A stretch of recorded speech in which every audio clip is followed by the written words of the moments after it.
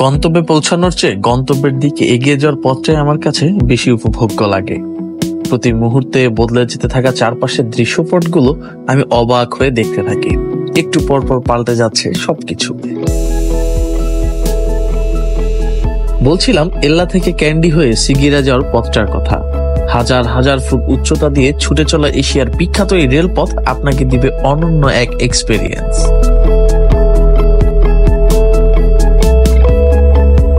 শহরের পর শহর পেরোয়, পথের বাঁকে গল্প জমে অচেনা অজানা মানুষের সাথে। সূর্যি মামাও টুপ করে ডুবে যায় কোনো এক পথের বাঁকে।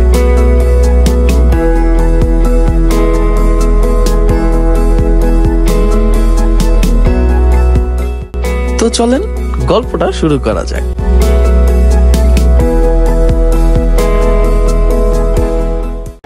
এখন আমরা বেরোচ্ছি তো চমৎকার একটা জায়গায় 3 দিন ছিলাম। দেন 3 দিন থেকে আজকে আমাদের এখান থেকে চলে যেতে হবে আমাদের গন্তব্য ক্যান্ডিতে। Bye bye.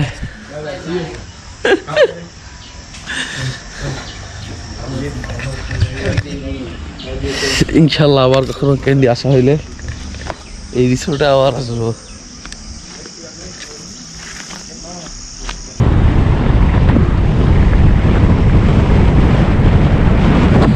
এল্লা থেকে ক্যান্ডির যেই রেল লাইন সেইটা অনেক জোস জোস জায়গা অতিক্রম করে। তো আমি যদি বাসে যাই তাহলে আমার সময় অনেক কম লাগবে, কিন্তু আমি যদি ট্রেনে যাই আমার সময় অনেক বেশি লাগবে। তবুও আমার মতে ট্রেন চুজ করা উচিত, কারণ এর ফলে আপনি অনেক অনেক সৌন্দর্য দেখতে পাবেন এবং পাহাড় জঙ্গলের মাঝখান দিয়ে এই ট্রেনটা যায়, বিভিন্ন ঝর্ণাও আছে। আর এখানে ভাড়া এল্লা থেকে ক্যান্ডি পর্যন্ত ভাড়া 3rd ক্লাসে 900, 2nd ক্লাসে 1800, 1st ক্লাসে 3000। তো আপনি আপনার বাজেট অনুযায়ী নিয়ে নিতে পারেন। আর যদি আপনি আমার মতো হন যে দরজার সামনে দাঁড়ায় দাঁড়ায় তার সময় কেটে যায়, তাহলে তো ভাই কোনো কথাই নেই। তবে এদিকে টুকটুক ভাড়া করার ক্ষেত্রে খুব সাবধান, ওরা অনেক ভুলভাল ইনফরমেশন দেয়। যেমন একজন আমাদেরকে বলতেছিল এটা বেশ দূরে রেল স্টেশন, হ্যাঁ তেনা, অথচ আমি গুগল ম্যাপসে দেখতেছি 2.5 কিলোমিটার। হ্যাঁ, বাট সে 9 চোখ বলে আমি জানি তুমি তো মিথ্যা কথা বলতেছো আসলে। সুতরাং এই বিষয়ে সাবধান।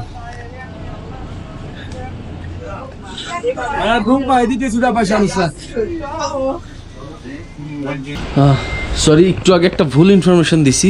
এই যে ভাড়া 2nd ক্লাসের ভাড়া হচ্ছে 600 ক্যান্ডি পর্যন্ত। 2nd ক্লাসের ভাড়া হচ্ছে 600। আর এই যে 2টা টিকিট, এদের টিকিটটা একটু অদ্ভুত ধরনের, আমাদের মেল ট্রেনের মতো। ভিতরে আসেন, ভিতরে ভিতরে ভিতরে।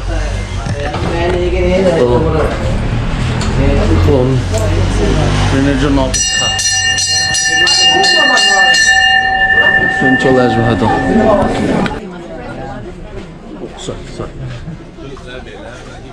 Side please.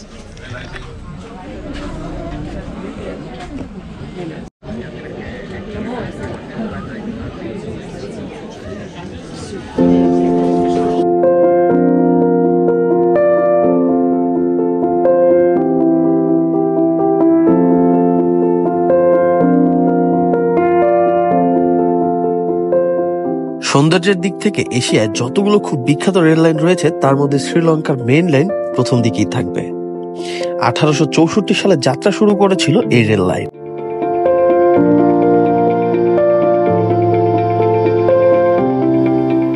সমুদ্রপৃষ্ঠ থেকে হাজার হাজার ফিট উচ্চতায় পাহাড়ি আঁকাবাঁকা পথ ধরে এগিয়ে নেওয়া হয়েছে এই রেল লাইন। যেসব জায়গায় পাথুরে পাহাড় কাটা সম্ভব হয়নি সেসব জায়গায় বানানো হয়েছে লম্বা লম্বা টানেল।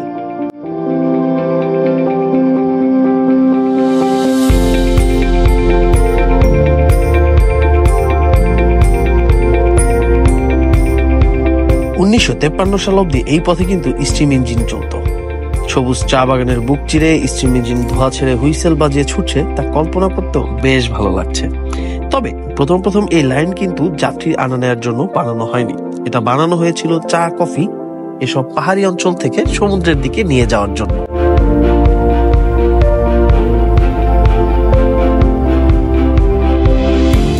এই রেলপথে আপনি যখন ভ্রমণ করবেন আপনি চারপাশে শুধু সবুজের সমারোহ দেখতে পাবেন।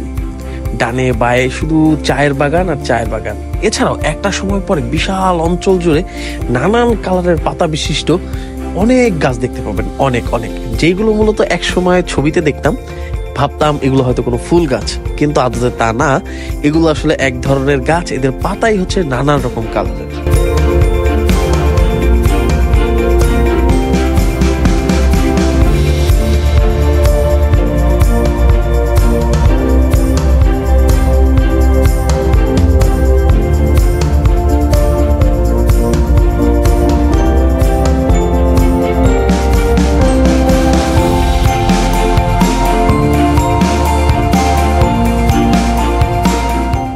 এই ক্যান্ডি সিটির ঠিক মাঝখানে একটা বিশাল আকারের লেক আছে। আজকে আমাদের লেকের আশেপাশেই থাকার ইচ্ছা, তবে রুমে যাওয়ার আগে আমাদেরকে ইফতারি করতে হবে। এই জন্য এইখানে একটা রেড মস্কো নামে একটা মসজিদ আছে, আমরা সেই মসজিদে যাচ্ছি খাওয়া দাওয়া করতে, মানে ইফতারি করতে। ও ফডি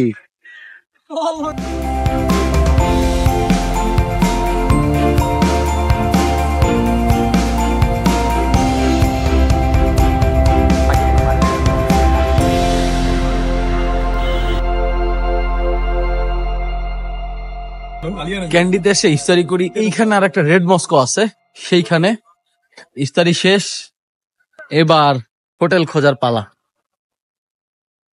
এই হচ্ছে Kandy red Moscow, but Kandy সিটিটা অনেক জোস। এখন রাত হয়ে গেছে, তাই আর বেশি ঘোরাঘুরি করি নাই। বাজেটের মধ্যে 2500 রুপিতে সে রুম নিয়ে নিচ্ছি, জাস্ট আজকে রাতটা থাকার জন্য। কারণ এখন এইদিকে সন্ধ্যার পরে সব অফ হয়ে যায়, এটা একটা ঝামেলা। একেবারে ইফতারি সেরি টেরি কিনে চলে আসছি। রুমে থাকবো আপাতত। খোদা হাফেজ।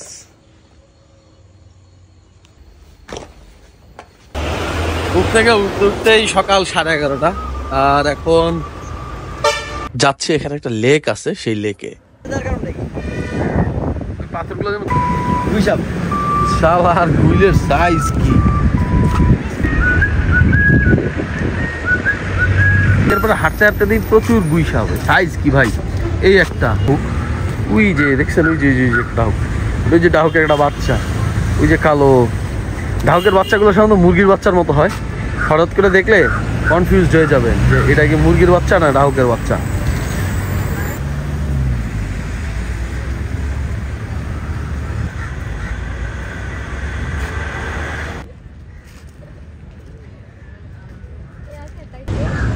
এই লেকে এত মাছ, আলোর কারণে তো বোঝা যেতেছে না, এত মাছ পুরা লেকে, হাত দিয়ে ধরা যাবে এই অবস্থা। মনে করেন পানকৌড়ি টানকৌড়ি যারা আছে, যে পানকৌড়ি, মাছরাঙা, বড় বড় যেসব আরো পাখি আছে, এদের জন্য স্বর্গ এটা। ওই যে দেখেন কতগুলো বিশ্রাম নিচ্ছে। শ্রীলঙ্কান পোলাপানদের প্রেম প্রীতির কালচার আর আমাদের কালচার অলমোস্ট সেম। এটার মধ্যে আসলে কোনো তফাৎ দেখতেছি না। এরা যে কোনো স্থাপনা চিপাচাপা যা আছে মোটামুটি এদের দখলেই থাকে। এটা মানে জেনে যেতেছি, ওইটাই দেখতেছি।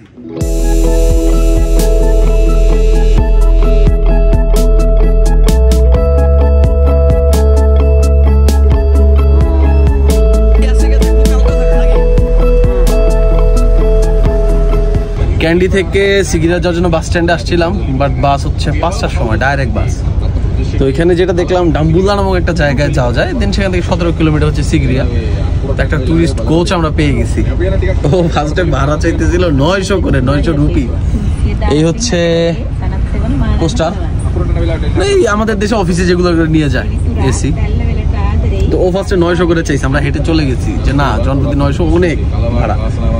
দেন অলরেডি এই দেশে ঘুরতে ঘুরতে ভাড়া সম্পর্কে একটা আইডিয়া অলরেডি আমার হয়ে গেছে। পরে দরদাম করে আমরা এটা 600-তে নামাইছি।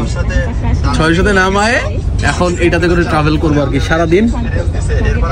যাব হচ্ছে সিগরিয়া।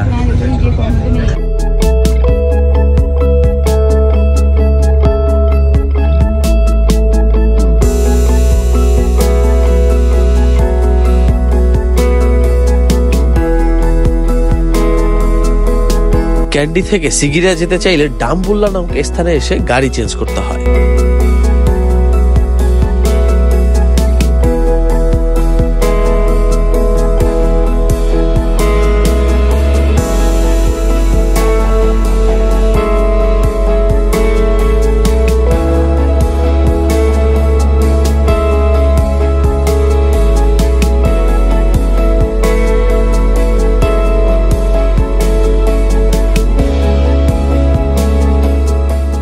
আসলাম সিগিরিয়াতে।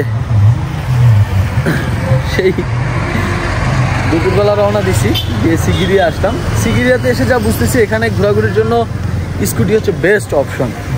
তো ইনশাল্লাহ আমরা 24 ঘন্টার জন্য একটা স্কুটি নিব, তারপর দেখা যাক বাকিটা।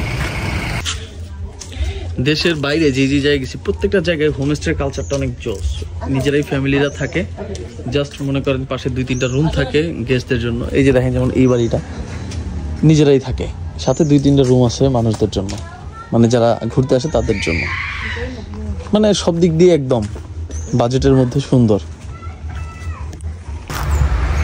সিগিরে এসে আমাদের অলওয়েজে আমাদের বাজেট থাকে ধরেন 2500-3000 রুপি। এর মধ্যেই যদি আমরা চেষ্টা করি আমাদের রুম ম্যানেজ করার, যেটা বাংলাদেশি টাকায় অলমোস্ট 1000-1200 হয় আর কি। তো আজকে এই চমৎকার হোমস্টেটা আমাদের থাকতেছি। ওই যে একটু আগে বললাম এই দেশে এই কালচারটা প্রচুর, যে নিজেরা থাকে, পাশাপাশি 2-3টা রুম বানানো থাকে। প্রত্যেকেই বা এইসব এলাকায় যারা ঘুরতে আসেন ওনারা এইসব জায়গায় থাকেন। তো যাই হোক, স্কুটিও আছে এখানে। আমরা হ্যালো, ইয়েস, এই হচ্ছে আমাদের রুম আজকের। এটা আমরা 2800 রুপি দিয়ে নিচ্ছি। বাংলাদেশি টাকায় ভাই হিসাব করলে তো 1200 টাকার মতো হবে। আকাশে সুন্দর একটা চাঁদ, আর আমরা রাস্তাঘাটে ঘুরে বেড়াচ্ছি। এই দিকের প্রত্যেকটা হোমস্টে, প্রত্যেকটা রেস্টুরেন্ট অনেক বিশাল বিশাল জায়গা নিয়ে বানানো ভাই। সিগিরিয়ায় আমরা যেখানে আছি এইটা একদম মানে চারদিকে জঙ্গল, তার মাঝখানে একটা ছোট্ট এলাকা। সিগিরিয়াতে ব্যাপক গাছপালা ভাই, জঙ্গল, এমন অবস্থা ভাই আপনি দেখলে আপনার নিজেরও ভালো লাগবে এই অবস্থা। অনেকদিন পর খাওয়া দাওয়া করে একটু শান্তি পেতেছি। কি খাইতেছি দেখবেন, ওই যে ভাত, এটা মাছ, এটা ছিল হচ্ছে মিষ্টি কুমড়া, ওই লালটা কি জানি না। তাছাড়া ওইখানে নানা রকম সবজি আছে, ওই যে মুরগি সবজি। অনেকদিন পর এরকম খাবার খাইতেছি। এবং স্বাদের কথা যদি বলি, আমার কাছে স্বাদ খুবই ভালো লাগছে, খুবই। সিগিরিয়াতে আমরা যে হোমস্টেতে আছি সেখানে 2জন রাশিয়ানও আছে। তো ওনারা কেবলমাত্র আজকে বা ওনারা সম্ভবত 3 দিন হয়েছে আসছে। তো ওনারা প্ল্যান বুঝতেছিল না, আমি ওনাদেরকে প্ল্যান বুঝাই দিচ্ছিলাম। এই যে এইখানে সব লিখে টিখে দিছি। এই এখন ওনারা তো আমাদেরকে আপ্যায়ন করতেছে, চাটা বানায়।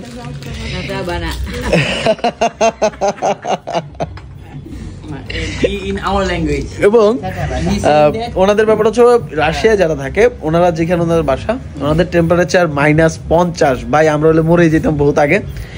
ওনারা শীতকালে ঘুরতে বের হয়, গরমকালে শুধুমাত্র বাসায় থাকে।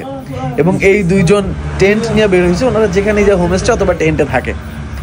মানে লাইফে ভাই এমন একটা পার্টনার, ও 2জন শুধু ঘুরে বেড়াবো আর ঘুরে বেড়াবো। Little New Year in every season. We have Little New Year off season. For New Year.